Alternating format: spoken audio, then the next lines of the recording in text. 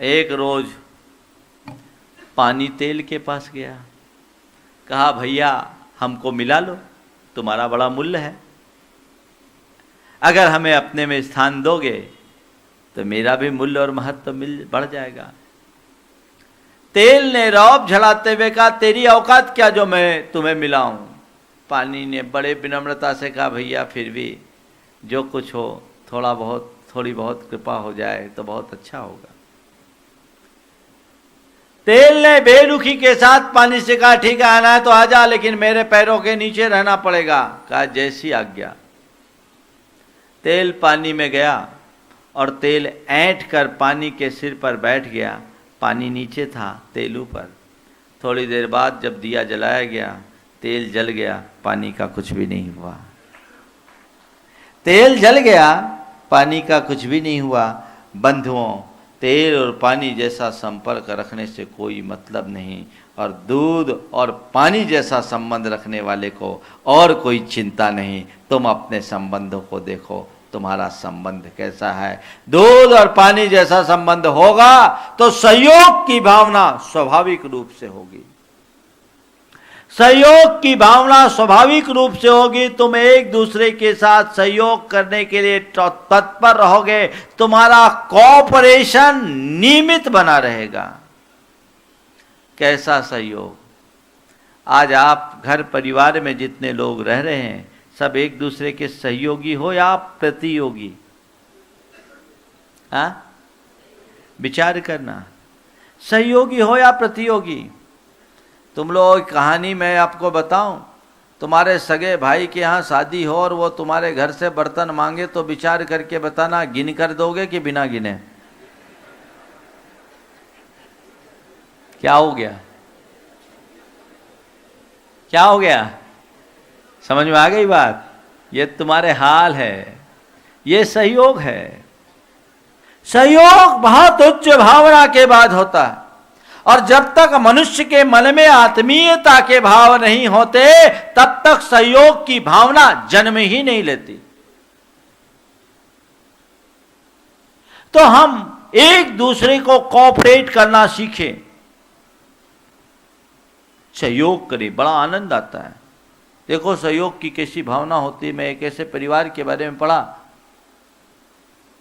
जिसमें छोटे भाई की 45-46 वर्ष की उम्र में मृत्यु हो गई। उसकी पत्नी 42 वर्ष की, पति की 46 वर्ष की उम्र में मृत्यु हुई।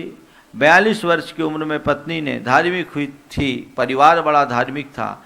पति की मृत्यु को, पति के वियोग को उसने झेला और ब्रह्मचर्य व्रत ले लिया। बड़े भाई की पत्नी ने एक दिन बड़े भाई से कहा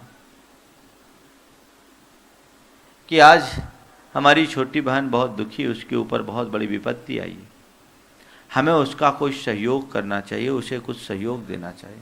बड़े भाई ने कहा क्या करना है, जो चाहो सब सहयोग दे दो, मैंने छोटे भाई को कभी अलग नहीं समझा और मेरा जो है सब छोटे भाई का है, अगर तुम चाहो तो मेरी सारी संपत्ति उसे दे सकते हो। पत्नी ने कहा नहीं, हम संपत्ति के सहयोग की बात नहीं कर रहे हैं, पर मैंने एक विचार किया। बोले क्या? भले मेरे देवर जी के वियोग के कारण उसने 42 वर्ष की उम्र में ब्रह्मचर्य व्रत ले लिया, मेरी 50 साल की उम्र हो गई, आपकी 52 साल की उम्र हो गई। मैं सोचती हूँ आपके रहते हम दोनों को ब्रह्मचर्य ले लेना चाहिए और यही उसके लिए सबसे उत्तम सहयोग होगा। उसने मजबूरी में ब्रह्मचर्य लिया तो हम बुद्धिपूर्वक ब्रह्मचर्य ले, ताकि उसको इस चीज का कोई एहसास ना हो, उसके जीवन में कोई कमी का अनुभव ना हो। तुम्हारे अंदर सहयोग की कैसी भावना। भाई भाई को सहयोग देने के लिए तैयार, देवरानी जेठानी को सहयोग देने के लिए तैयार, पिता पुत्र को और पुत्र पिता को सहयोग देने के लिए तैयार। यदि तुम्हारे संबंधों में मधुरता होगी तो सहयोग के नाम पर प्राण देने की भी जरूरत हो जाए तो हंसते हंसते देने को तैयार हो जाओगे। और अगर वो नहीं है तो कुछ भी मांगे, अगर थोड़े से सहयोग की बात सामने आए तो तुम्हारे प्राण सूखने लगेंगे। क्या करते हो? प्राण देने की तत्परता तुम्हारे अंदर है या प्राण सूखने जैसी स्थिति है? तुम्हें तय करना है। तो नंबर 1, घर के लिए प्रेम बढ़ाना है तो पहला पायदान कोऑपरेशन, एक दूसरे के साथ कोऑपरेशन होना चाहिए। नंबर 2, कोऑर्डिनेशन, समन्वय, तालमेल, एक दूसरे के साथ समन्वय बना करके चलो। व्यक्ति में हो तो समाज में हो तो सब जगह समन्वय की आवश्यकता है, और समन्वय हमारे जीवन की बहुत बड़ी आवश्यकता है। घर परिवार के जितने सदस्य हैं उनमें आपस में समन्वय बना रहे तो जीवन कहीं का कहीं पहुंच जाए, समन्वय बना करके। जय दोस्तों, अगर आपको मेरी वीडियो अच्छी लगती है तो प्लीज़ मेरे चैनल को लाइक, शेयर, सब्सक्राइब करिए और इसी तरह से अपना प्यार देते रहिए। धन्यवाद।